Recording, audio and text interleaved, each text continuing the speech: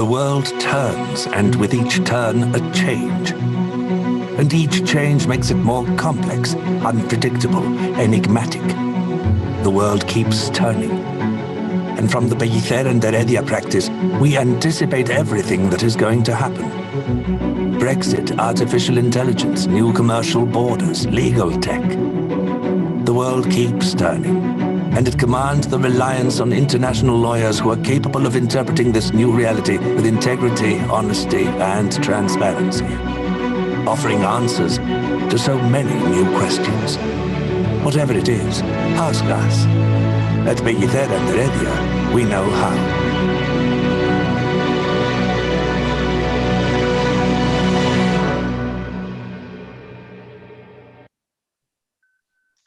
Hello, good afternoon, everyone.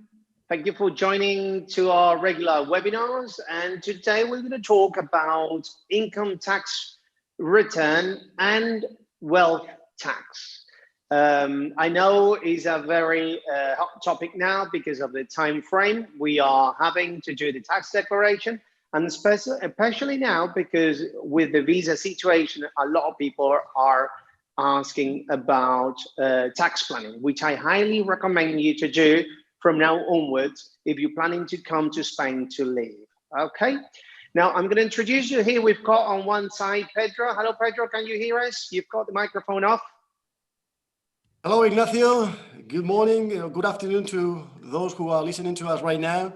I mean, of course, the topic that we're going to be speaking today is extremely hot right now because we are on the time right now to make the income tax as well as our wealth tax.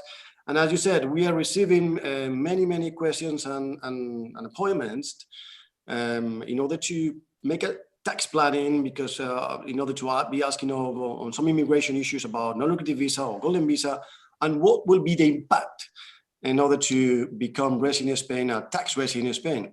And well, we will be pleased to answer questions during the webinar. Ignacio. Okay, thank you, Pedro. Yes, I will encourage you all to start sending your questions because time is precious. We're going to give you an hour of our time, which I think is very useful for a lot of you that might have general questions. I know specific questions might be difficult, but we'll try to give as much as we can. We've got our accountant Guillermo as well here, just covering. And we've got Michael Davies from Almeria. Hello, Michael. Can you hear us properly?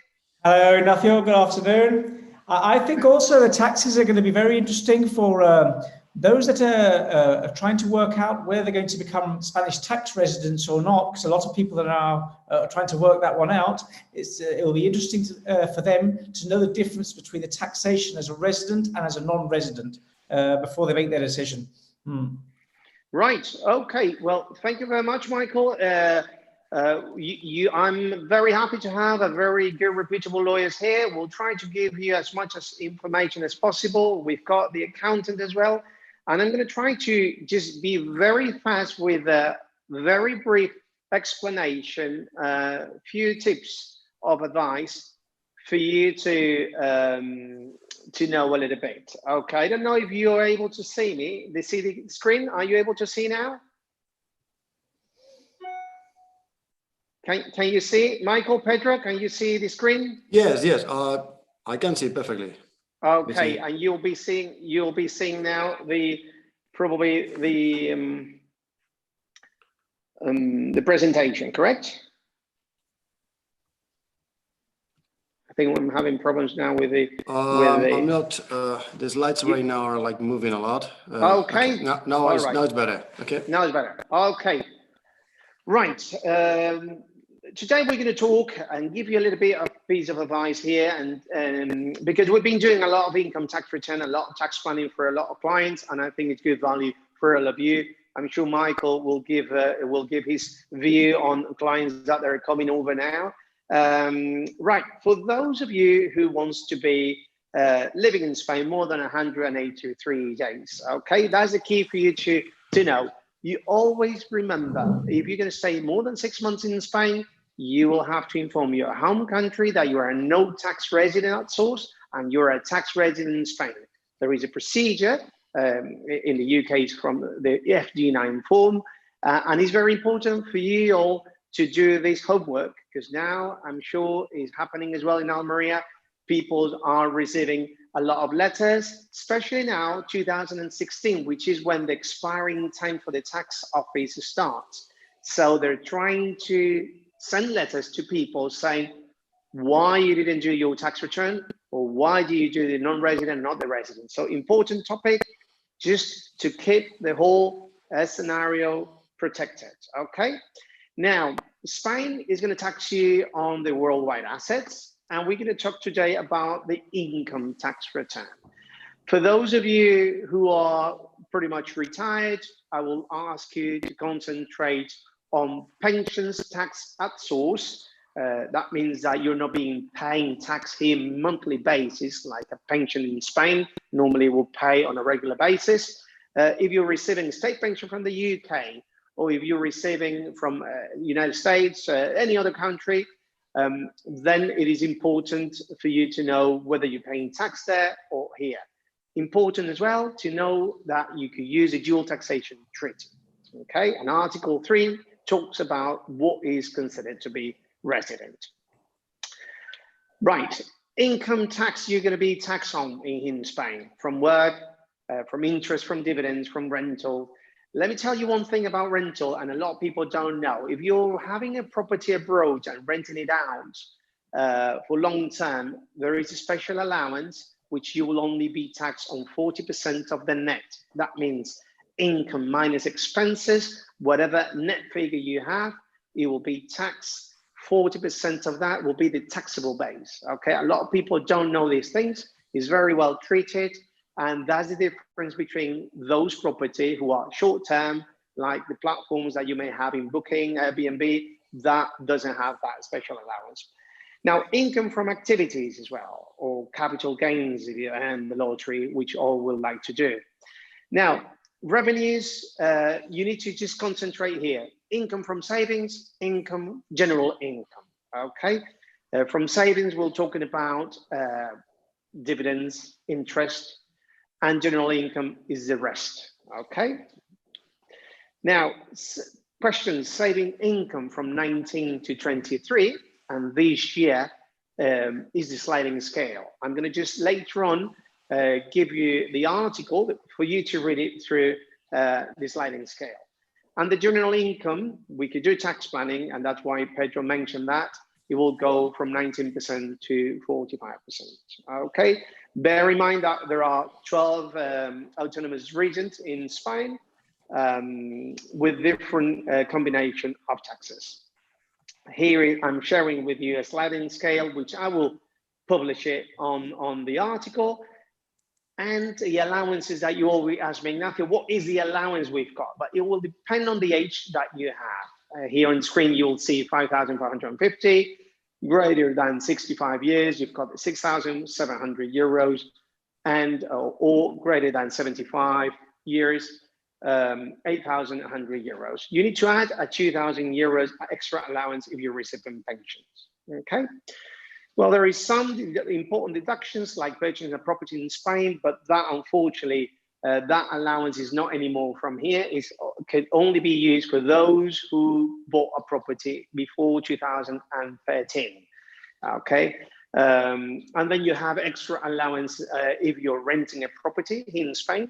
You must give to your tax advisor the SUMA bill, the EB, and the contract, so he could put on the tax return the code for you to get the allowance. Again, dual taxation treaty, you never pay double, and different communities will give you different allowances, okay? Important as well, questions that we always had is about selling a property abroad and reinvesting here. Conditions, habitual residence, you need to prove that that is your main residence, and then you will sell it and reinvest the money, so that means the whole profit that you made, you will reinvest it into the purchase of a new property. We've been doing a lot of them for clients because they've been relocating themselves, and it's very important you do tax planning. You wouldn't believe how much money we're talking about on doing a proper planning, okay? So that's good for you to save money. And bear in mind the deadlines. I just mentioned some example, but I will just mention later on. And the wealth tax, to not bore you on this introduction very much. The wealth tax, it will depend on different areas. Here in the Valencia region, now we're talking about 600,000 euros. I think Michael will explain to us later on what happens in Andalusia, for example. Now he's changing these again for next year. So every year, I always recommend you to do some planning.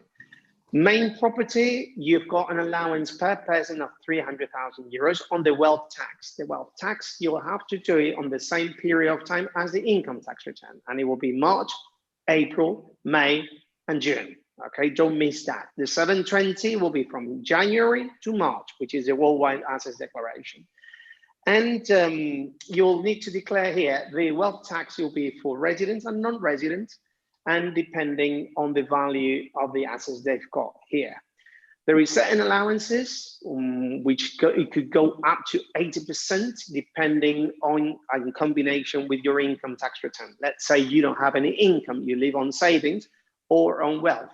You'll have an allowance up to 80% of the tax that is for the wealth tax. And I did mention here, just to give you a rough idea, the 25% up to 3.12 for Valencia and Heredia. Okay, and this is sliding scale. If you go into our blog, in a website, you go into a blog and you've got wealth tax in 5 minutes and you've got La Renta. So you will have the whole explanation for you to learn a little bit more about. Andalusia will be different. I think Michael could give us a rough idea. Murcia is different.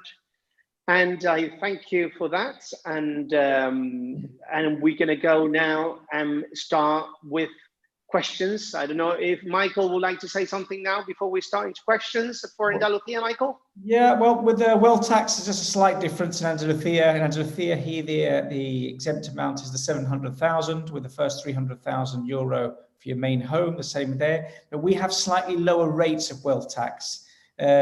You've got a sliding scale there that starts at 0.24. Sorry, zero. Have you got your scale there? It's slightly lower in Andalusia. Let me see what your... Is it? Right. Let me just share it again, Michael. See. Yeah.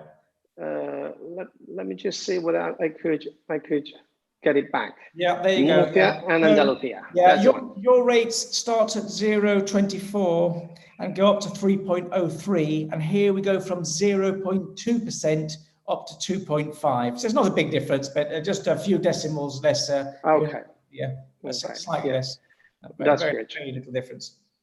Perfect. Right. Pedro, would you like to add something else before we start with questions? Because we're having a lot, and I'm sure that is the most important thing for people now.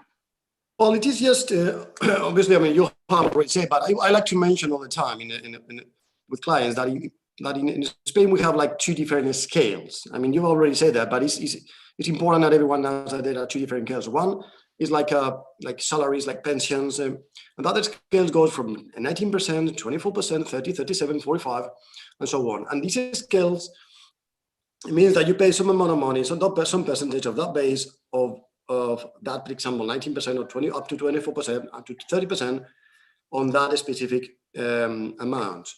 So if someone has like, let's say 100,000 euros, it doesn't mean that he's going to pay 45% of that income. It's up to a specific amount will be until 19%. From that amount to a specific amount will be 24%, and so on.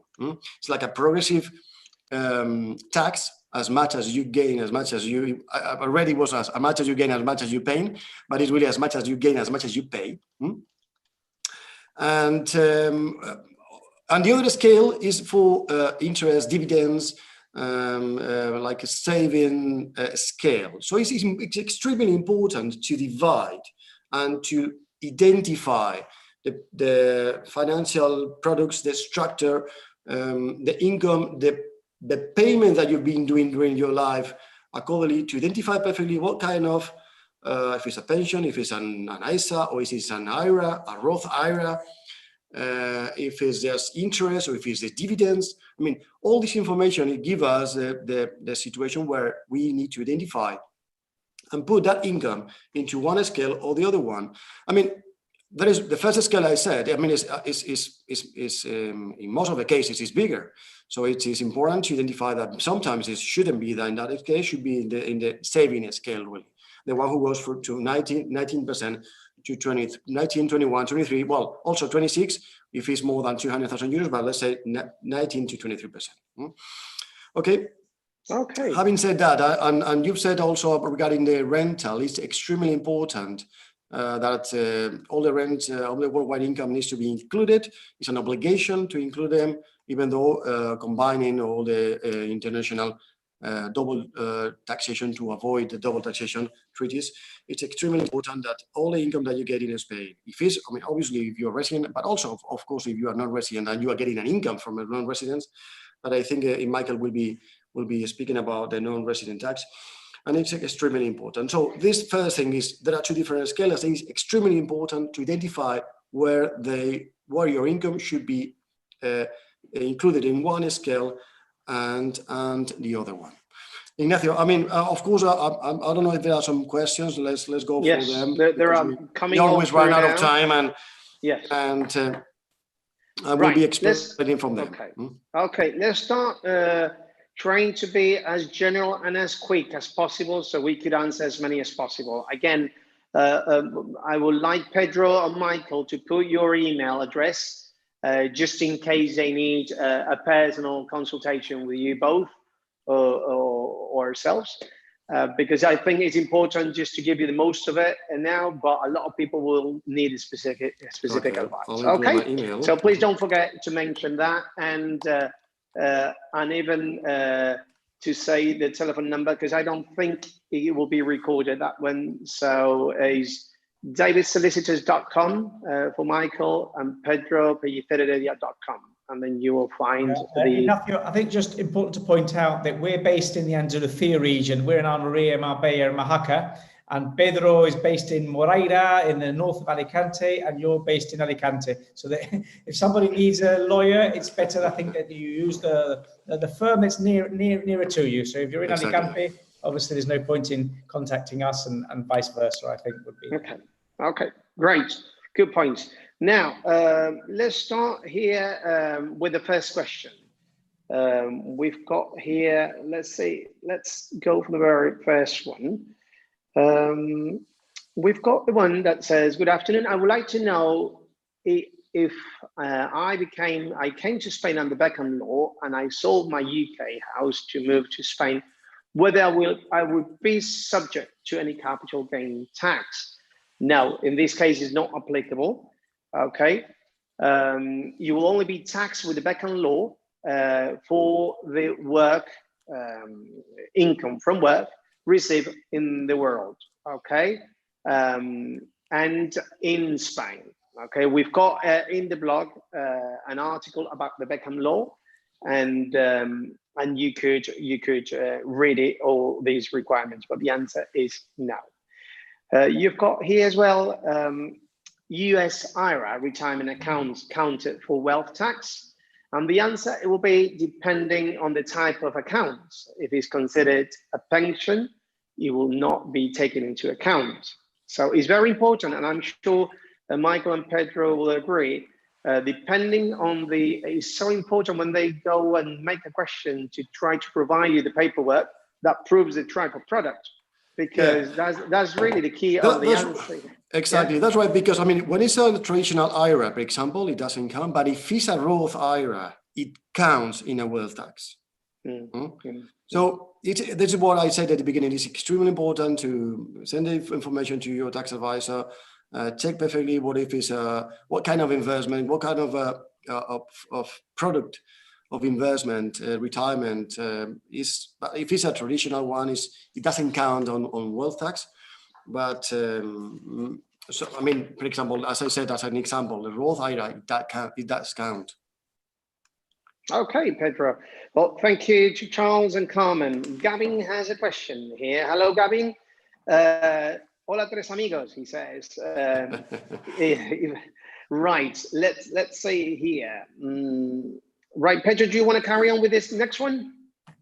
Okay. Because I'm not watching them right now. I mean, I don't see that. Where are you reading? Where are you reading? I'm reading the one from Gavin on the very top. Okay. Hola, tres amigos. I can see it right now from Gavin. Okay.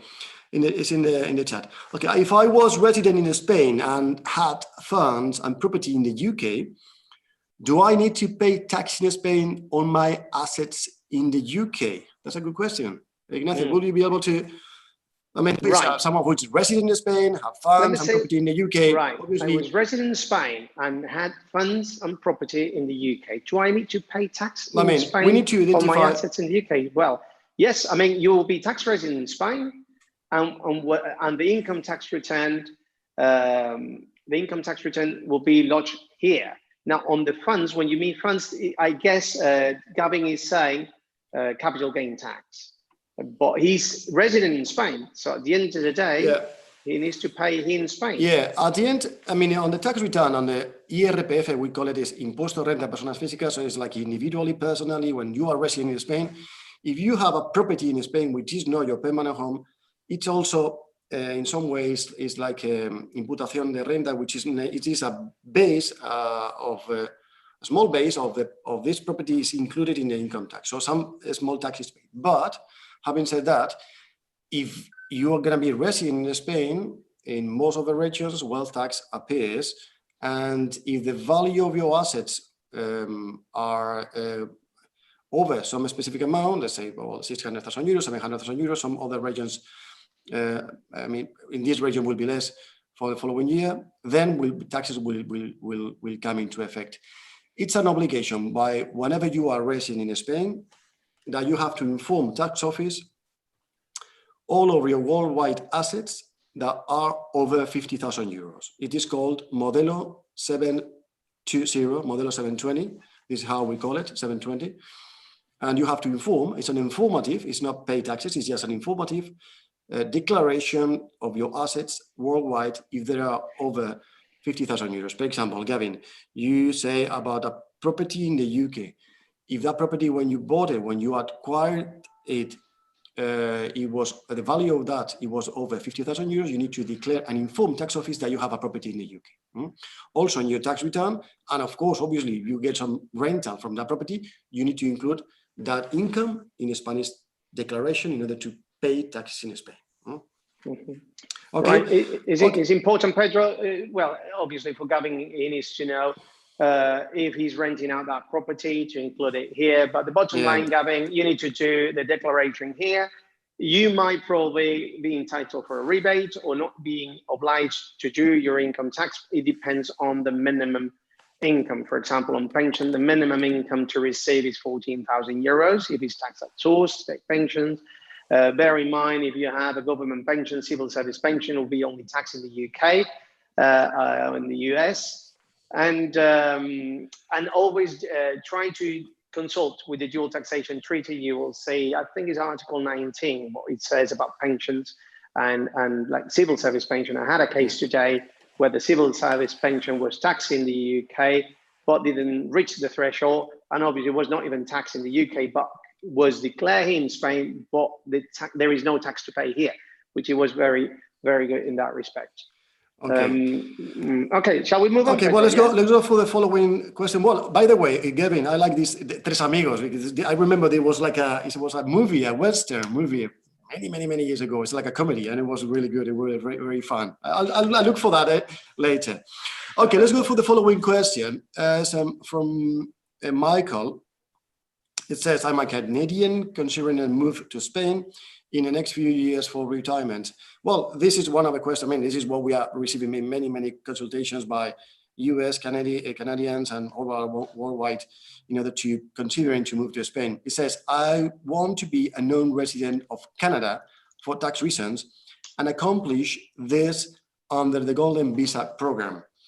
I am interested in knowing what tax exceptions exist and the tax rates of foreign income emanating from Canada, pension, investments, income, and residual income from sale of business.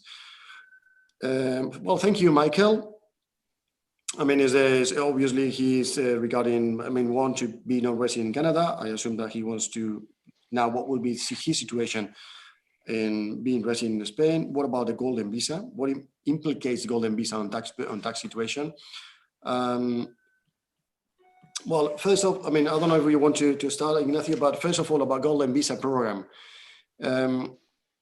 Golden Visa program is an authorization to be resident in Spain as an investor. Being resident in Spain through this kind of visa, it means that, well, you have the authorization to stay, live as much as you can, one day or wherever you want. But having said that, if you live in Spain more than 183 days in Spain, then the tax implications is attracted to you, to your situation, and you need to declare your worldwide income in Spain according to the double taxation treaties, and in this case with Spain and Canada. Canada has a different situation if we compare, for example, for the US, really.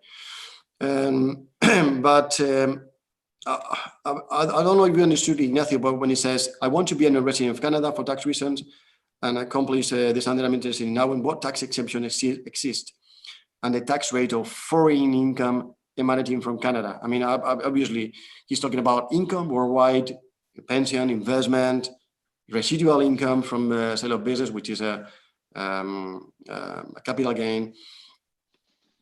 I mean, what I consider, Pedro, I think these people are trying to move over to Spain. It's very worth it now to do video conference and to do the tax planning on their specific situation. You know, a lot of exercise we've been doing is doing, if they provide us all the paperwork, we could do an exactly simulation of how will be the scenario and discuss it further. Michael, would you like to say something? There's something that I'd like to say to Michael Pretty, and that is to be cautious when he talks about selling his business. I always tell people that if they're going to move over to Spain, you know, the idea is to sell their business and move over to Spain.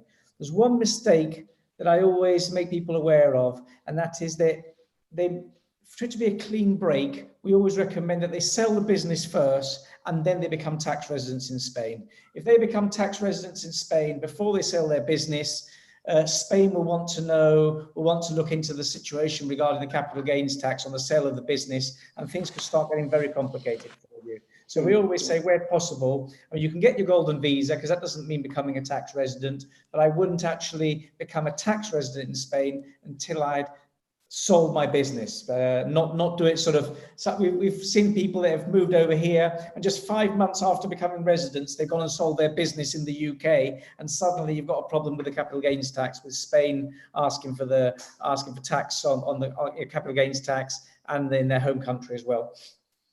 Very good advice, actually, Michael, because so many problems could be avoided just with that consultation, as I said. Unfortunately, we always see as well situations where they would have. They always say, "I wish I would have known before." So here we go. Right, Pedro, would you like to? Michael, would you like to run through, or just pick the one that applies to you? If you will do the exercise of you, the one that is applicable. I think you gave me the job of explaining non-resident tax. Yes, was that right? Yes. Okay, yes. Go ahead, please. Let me run through it. 5 minutes. Okay, for non-residents, non-resident tax. Okay, a second, so I can square this out. Okay, if you're a non-resident in Spain and you own a property in Spain, you've moved over here, your obligations, obviously, apart from the obvious ones, to pay your electricity, the water, the rates, the rubbish, and the community of owners, that should all be set up by direct debit. In addition, as a non-resident, once a year, you've got to think about 2 different things: non-resident income tax and wealth tax. Wealth tax is applicable to very few people, okay? Because as a non-resident, they only look at your properties, they're actually in Spain, your assets that are in Spain, and basically the main home, well, you wouldn't be able to claim the main home because it's not your main home, but basically, if you don't have assets of more than 700,000 euro in Andalusia or 600,000 euro up in Valencia, if you don't have that, you wouldn't have to worry about the wealth tax, okay? When they value the assets, you don't use market values, use cadastral values, which are much lower. For wealth tax for non-resident tax, for wealth tax for non-residents, you can't claim the deduction of 300,000 euro on the main home because you can't consider the house your main home. So basically 600,000, 700,000, or otherwise you don't need to worry about wealth tax. Income tax. Income tax you do. And there could be 2 situations. You rent out the property in Spain or you don't rent out the property in Spain. If you don't rent out the property in Spain, you have to present one very simple form that most people do through an accountant, so they've got a fiscal representative in Spain. It's called Form 210. You present it 1 year in arrears, and basically what you do is they take your cadastral value, which is the value of the property that's assigned on the rates bill, which is about 50% of the real value. They consider the income 1.1% of that and tax you at 24.75%. The short explanation of this is that if you have a flat of anywhere between 150,000 and 400,000 euro, you'll probably pay about 400 or 500 euros tax a year for this hypothetical income tax return. A lot of people, it calls their attention. They say, well, how can I be paying income tax on something where I'm not making any real income? Well, you do. They just sort of presume that you're renting it out every now and again and you have to pay the tax. It's a very small amount though. That's if you don't rent it out. If you do rent it out, then you've not got to make one return a year. You've got to make one return every 3 months. So January, February, March, then you've got 20 days to make the return for those 3 months. You declare your real income, and then you pay at a rate. Is it 24% at the moment? Yes. You pay a 24% tax. Unfortunately, as a punishment for Brexit, UK citizens now can no longer deduct the expenses they have on the property and deduct them from their rentals. They're not allowed to. This has always been the case for third-party countries, you know, Canadian owners, Australian owners in Spain, etc. And now it's automatically applicable to UK residents. I mean, this, I don't know in your case, Ignacio, but here this has caused a lot of problems, especially the people that had 2 or 3 properties and have been renting them out. And suddenly, of course, their tax bill is much higher because they can't deduct their mortgage expenses, you know, the rates, all the different expenses that they used to deduct. That's correct. Yeah. Well, that for non-resident... The capital gain tax, Michael, here it will be the only thing, the 19% on selling the property, if you want to run through it. Oh, yes, indeed. As a non-resident, the other thing that could be applicable to you is when you sell the property. When you sell the property as a non-resident, the way it will work is that the buyer will retain 3% of the sales price at source. So if you sell for 200,000, they'll retain 6,000 euro. The solicitor that handled the sale will then make a calculation of what your real capital gains tax is, and then either pay the difference in or claim some money back. That's it in a nutshell. I think, is there anything else regarding non-resident tax? I think that's it. We've covered wealth tax, we've covered income tax. Obviously, if you have a company in Spain as a non-resident, things get a bit more complex, and that would need a specialized explanation to yourselves. But I think this covers 99% of the non-resident property owners. Yeah. Michael, there is a question on the chat which I'm reading, which is related to what you are saying as non-resident tax. Is by John. I don't know if you can read it. There are so many questions about this one. How far back are you? It's like a 5. Just give my computer 520. It's John. It starts with the surname. I don't want to say the surname, but with W. John W. It says, if I am non-tax resident in Spain, but I own a property, and the question is, do I have any tax liability when I sell the property if if the selling price is not greater than the purchase price? So it's non-resident owns the property. Exactly. The way it works is that when you sell, regardless of you having made a paper loss, the buyer will have to retain by law 3% of the purchase price.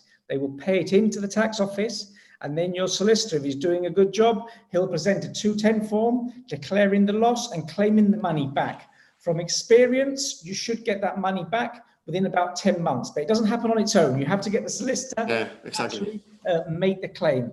Where there could be an opportunity is with plusvalía tax, because there is a law that stipulates that town halls, well, not a law actually, there's a couple of sentences by the Spanish Supreme Court that says that town halls should not charge plusvalía tax when you're selling at an absolute loss. When I say absolute loss, that's without counting the expenses on the purchase or the sale. Some town halls are applying this and some are not. In most cases, you end up having to pay the money in and then you've got to put a claim in to try and get it back on the basis of those two sentences. Right. Okay, and also it says regarding this, John, it says any tax liability, but what about when someone dies, if the property value at that time is not greater than the original purchase price? I mean, as non-resident, when someone owns a property in Spain, obviously the inheritance tax applies. Is that right, Michael? If you're if you're a non-resident, this is quite complex now, this explanation now, but basically in Spain, we have each region of Spain has got different levels of exemption, okay? Now, as this is extra exemptions above from the national exemptions. In the old days, non-residents were not entitled to any of those regional exemptions. But nowadays, there's a sentence by the European Court of Justice that said in the first instance, it covered residents of the EU. In other words, residents of the EU who are inheriting in the region, for example, of Andalusia, are entitled to claim the Andalusia exemption. So, for example, in Andalusia, spouse and children are entitled to €1 million each exempt. So, up to the end of Brexit, UK residents could claim that exemption if they were inheriting in Spain, even if they were non-residents. Now, after Brexit, there was a lot of doubts about whether English people could still claim that. Well, they can. There's been a couple of sentences by the Spanish Supreme Court that says that third residents of third-party countries can also claim the same exemptions as residents of the EU of the region where they're inheriting the asset. So at the moment, if you're a UK resident and you're inheriting from your mother in Andalusia, you're entitled to €1 million exemption. And in Valencia region, well, obviously the exemptions are slightly different, but you'd be entitled to those same exemptions available there for Group 1 and Group 2, spouse and children. Mm-hmm. It's the inheritance tax issue, Pedro. The trouble with it's a rabbit hole that if you start going down it, it's very, very complex and difficult to explain quickly because of the way the law has changed 5 or 6 times in the last 9 years, and how in each region of Spain there's a different system. That's right. It's quite difficult for people to follow it on a webinar like this, I think. I know it's quite complex, the whole thing, isn't it, Michael? But I think it's good because a lot of information here to digest, isn't it? Now, I think with inheritance tax, basically the thing to take away from here is that it's very complex. There are a lot of exemptions available. Most people don't pay inheritance tax nowadays, but you need to ask about your specific situation from somebody that knows. People get very confused when they're looking on the internet because they may be reading your blog, for example, which talks about the region of Valencia region, and they may read my blog that talks about the region of Andalusia, and they come along thinking that there's this exemption, that exemption, and it all sounds strange and foreign. It's because they're looking at the wrong. they're not talking to the right. You know, it's different in every region. They can get very confused. So, explain your situation, book a consultation, explain it to a solicitor that knows about inheritance, and he will tell you what your situation is specifically. Michael, it's basically like going to the doctor, isn't it? Going to the dentist, like the client says, I'm going to the dentist here. So it's a bit painful, all these things. Yeah. Right, Jackie's making some questions here, but is it correct that you don't actually get the £5,500 allowance, but only 19% of that? But I don't, if you'll need to explain, Jackie, what's your question? I mean, the allowance, minimum allowance is €5,500. But after that, there is a sliding scale. If you go into our article that one friend might join here, La Renta in Spain, you will see the sliding scale. Okay, but the allowance, yes, is correct, the 5,500. Okay, let's move on because we have lots of many questions. Yeah, let me just catch up with where we were. Okay, my mom lives permanently in Spain, tax resident, and her income is her pension, minimal. She's also 1/3 owner of a house, still in mortgage. Should she be income tax? I'm not resident of Spain, citizen of the Netherlands. The mortgage is on my name. Should I pay any taxes at the moment next to the taxes, the bank taxes? I think he got confused here. I pay for the mortgage automatically. How much percentage is the tax when the mortgage is completely paid? Okay. The answer here, basically, if the mother lives in Spain, she needs to do the tax declaration in Spain. If she's got, even though, don't get confused here, and this is important for you to know, Don't get confused, you got a low income, because sometimes you're obliged to lodge your income tax, but it's nothing to pay.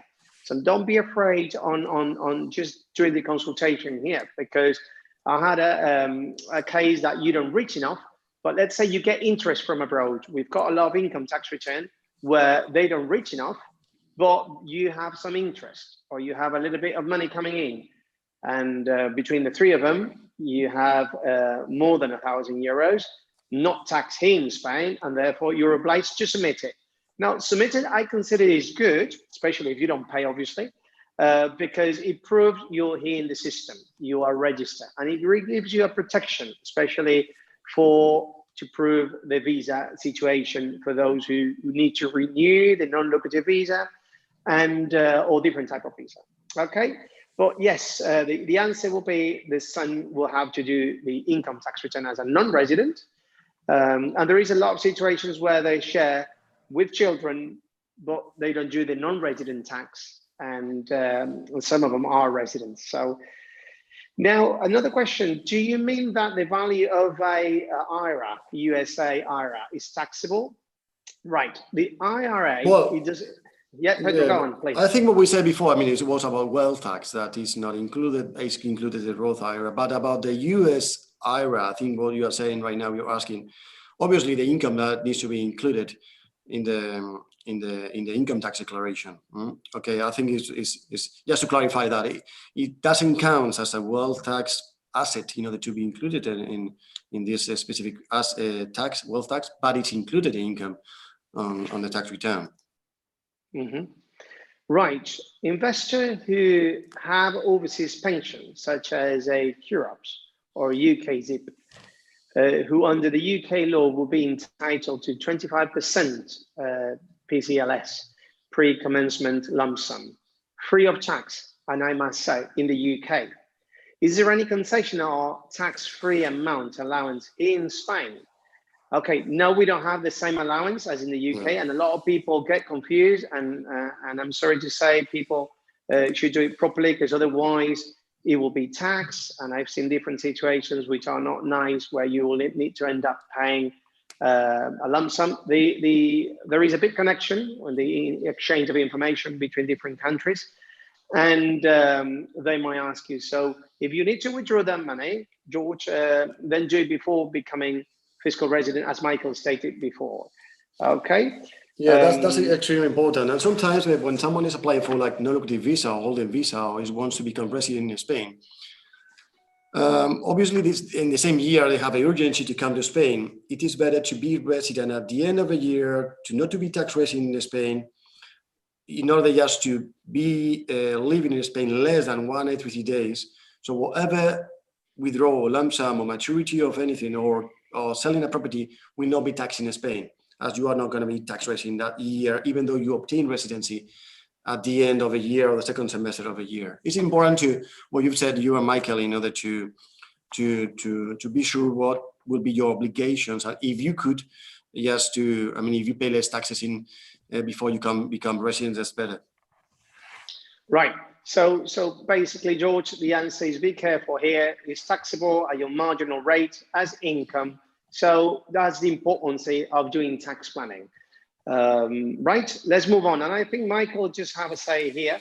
Daryl is asking us questions about inheritance. And let's say, very interesting questions. So I'll run through them. I was just looking at the have you identified the questions, Michael? Yeah, so you I'm can run through Daryl. Okay, Daryl, there's a lot of questions. He's asked 8 questions. Let's really run through it very quickly. Okay, will inheritance tax on property in Spain be payable if we are non-resident for tax in Spain?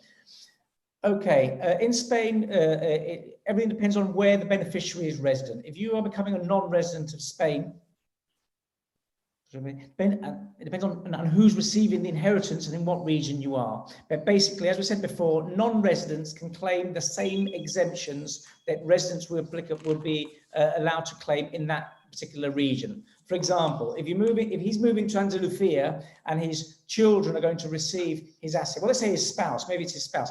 If they're moving over to Andalusia and they're worried about the inheritance tax that each spouse would have to pay if they receive from the other, in Andalusia they would be exempt up to €1 million, even if they were non-residents. In Valencia region, there's also an exemption, but it's a lower amount. Will inheritance tax be payable if we become residents in Spain on our UK property? It depends. You'll definitely, if you become resident, have to declare what you receive in the UK, but whether you pay tax on it or not will depend on the values. If you are resident in Andalusia, you're entitled to €1 million tax-free if you receive the asset from your spouse, a spouse or your parent. So if you inherit half a property in the UK, a total value worth €1 million, and you inherit half of that, 500,000, plus half a flat that you have down in Malaga, for example, worth another 150, in total you're below the €1 million, you wouldn't pay any tax. But if you're a resident, you have to declare the assets worldwide.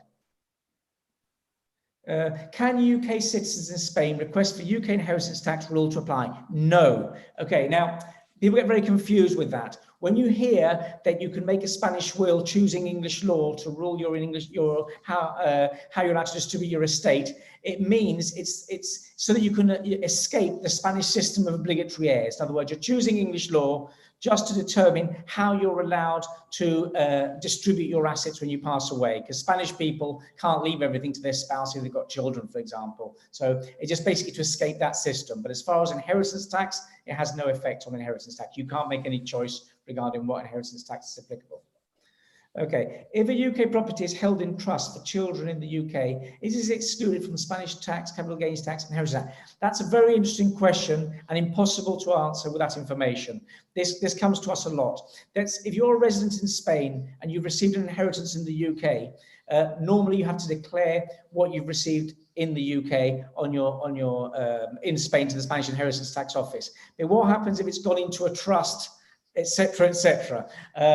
We have to see the exact wording of the trust, whether there's any possibility of being undone. It's very complicated because Spain doesn't really understand the figure of trusts. I'm sure Ignacio and Pedro will agree with me that those declarations are quite complex to be made in Spain.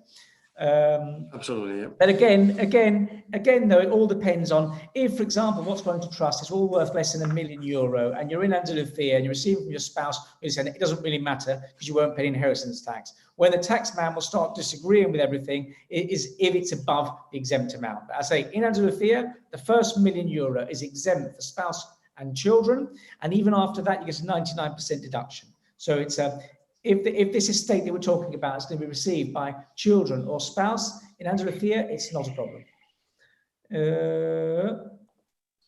If COVID prevents returning to the UK for a week or month, will this trigger a tax charge in Spain? I don't understand that question. I don't know if... sorry. Have you an example of how inheritance tax is computed? Okay, for that, the best thing is to please visit our website, and there is an example of how it's calculated, but it's a long 3-step procedure, too much to explain here because it would take about 10 minutes to explain. Can outstanding mortgage, capital, estate agents fee and other costs involved with selling a UK property be deducted from any gain before tax is applied in Spain?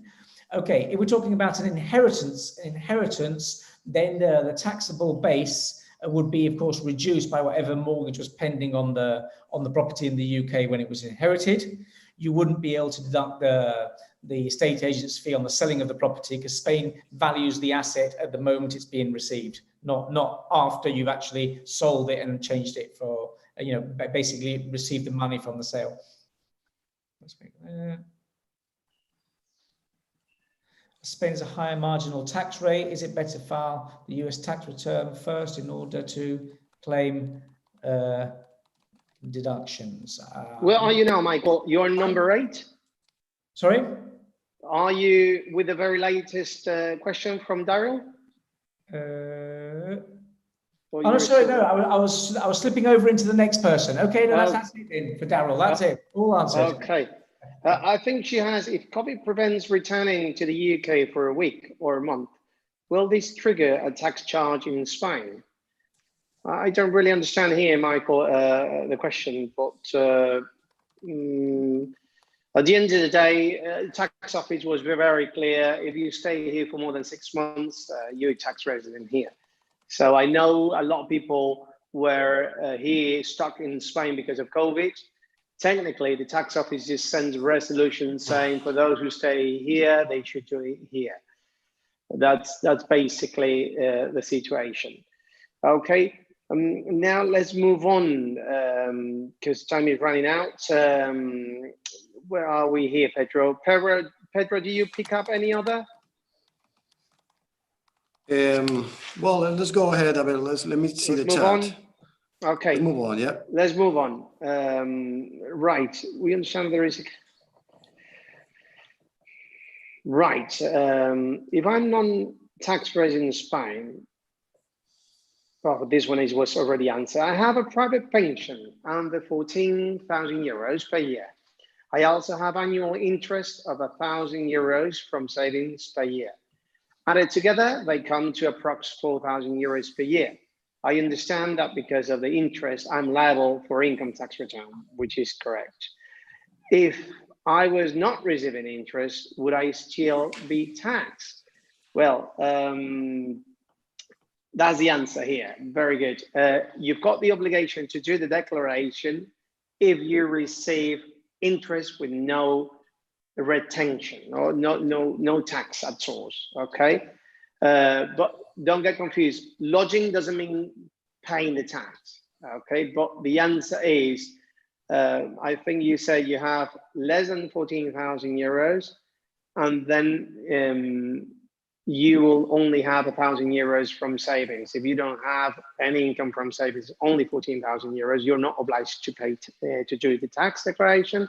But you can still have the stamp and prove you are in the system, which is something that I normally like people doing, especially if it's not going to cost you money, because you never know eventually what kind of evidence you might need for renewing, etc., etc.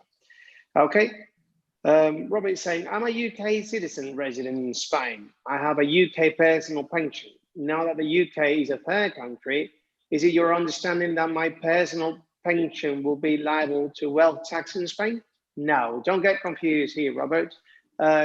Pensions are treated only on the general income base, okay? And wealth is just only assets that you have here in Spain, okay? But no pensions, okay? It's like what we said with the IRA, okay, for the United States. You will only have to do your income tax return. We've got here, I earn and receive income in India, pay taxes there. So can I claim the deduction while filing my tax return in Spain to avoid dual taxation? Another problem is that Spain follows calendar year, whereas in India, the year is April to March. Okay, we'll have to just see the specific income you will be having from India. So we'll need to have more information here. Even if you had to pay tax in India, we could use a dual taxation treaty here. I don't know if Pedro and Michael, are you following me on the questions? Yeah, well, I'm reading an interesting question here from Mr. Alan Hills. Okay. He's asking a question about 𝐴 So if you like, I'll take that. Inheritance 𝐴. Okay, go for it. For inheritance tax on monies left to me, my mother's will, not exceeding 180,000 euro. My mother died recently as a UK resident. I am a Spanish resident and live in 𝐴. Do I have to declare this next year, my Model 720 declaration? Okay, well, the answer to everything is yes. In other words, you have to declare, as you're a resident in Spain, you have to declare in Spain what you receive by inheritance worldwide. So within 6 months of your mother's death, you have to declare that inheritance of 180,000 euro to the Spanish tax authorities. In this case, to the inheritance tax office, the regional one of Andalusia. You're entitled to up to 1 million euro tax-free, so any tax, but you have to declare it. And then, so you'll declare it now, you have to declare within 6 months of the death, And if you receive the inheritance this year, even if the money spends only 1 day in England before you bring it over to Spain, next year you'll have to declare it on your 720 form. The fact that there was a moment in time the previous year where you had more than €50,000 outside Spain. Okay. Pedro, would you like to pick the one you think is relevant? Okay, well, let's go. I mean, I've read some of them. Let me just check. I mean, I've seen some of, I mean, it says, we will be residents in Spain as a married couple, and one of us has a teacher's pension and one NHS pension. Believe there are different rules for taxing this pension. I mean, public pensions and government pension in this case is paid in the country, in the home country, and resident pensions are in the residence country. Okay, that is the main difference. I can see one of the question is made around regarding these tax retirement account is called 401k. Let me just find the question again. I mean, it says, how about the US 401k retirement account for wealth tax? I've heard conflicting information. Should the 401k account be reportable on Modelo 720? Do you need to pay wealth tax on them? Well, let's take again about the Modelo 720.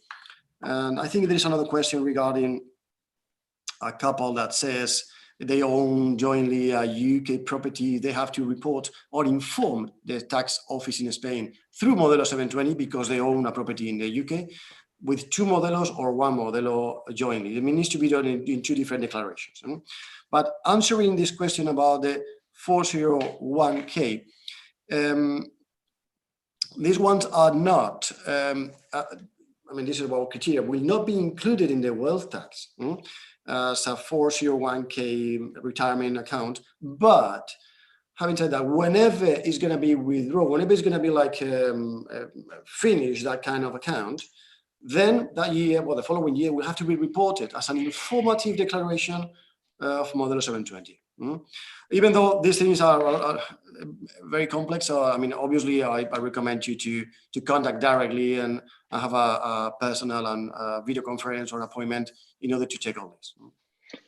Just one more thing. I think they're asking, because we didn't cover the inheritance tax in Comunidad Valenciana. Okay, well, basically, just for Daryl, and I think Graham is asking, unfortunately, at the moment, we don't have as good a scenario as Andalusia.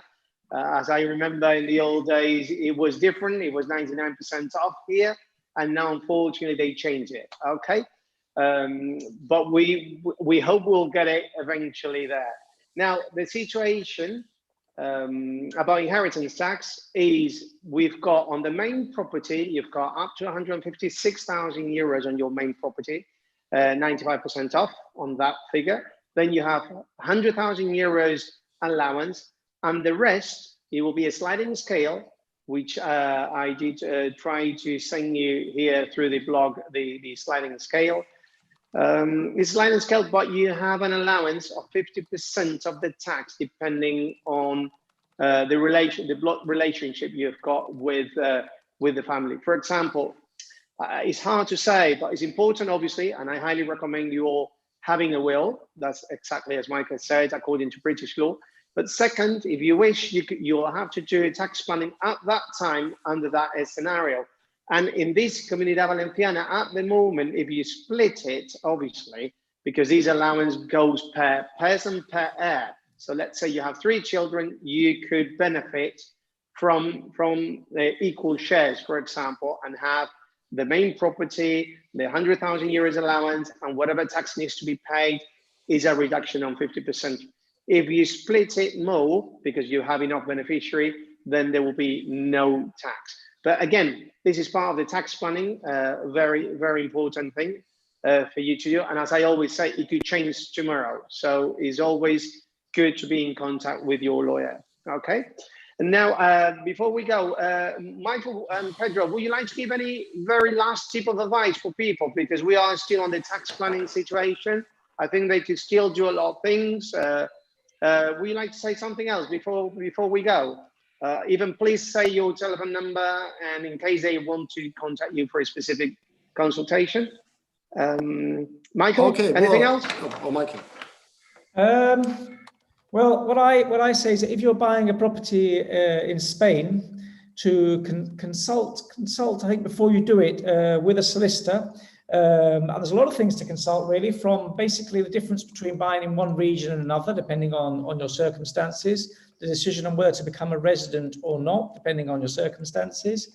Also, the different scenarios in the future regarding your will and how you want to distribute your estate, and how again, the different regions offer different types of exemptions, because each region is different. There's Valencia region, Andalusia region, Madrid region. They're all good for some people and bad for others. So it's basically consult a solicitor about all these things before you come over. That's what I would suggest.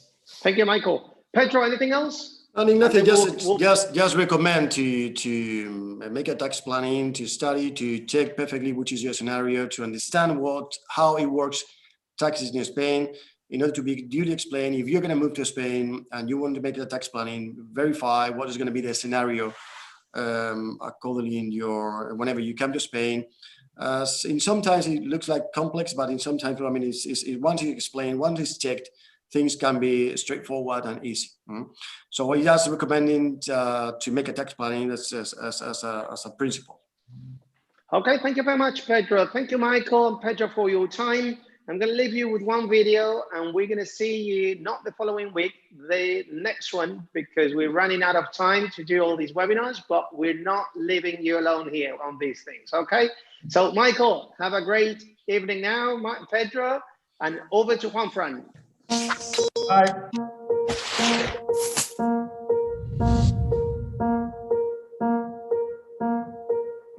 Trust is vital when you're in another country. If you want to buy a home, set up business relationships, or apply for a residence permit, you need to be able to count on the best independent legal aid. Pellicer and Heredia is an international firm of lawyers with over 20 years' experience and one single aim: for you to live at ease in Spain. In order to give you a clear, streamlined, and fast response, we work with a cross-disciplinary team of professionals specializing in the main legal fields: civil law, foreigners' affairs, business law, tax and financial law, and international law. And to ensure that you're kept informed and up to date with everything, we have 6 offices on the Eastern Coast. Whether you're from here or abroad, we will always stand by you and speak your language. Our relationship is based on openness, professionalism, and a commitment to finding legal solutions in your best interests and for your peace of mind. Pellicer and Heredia, international lawyers.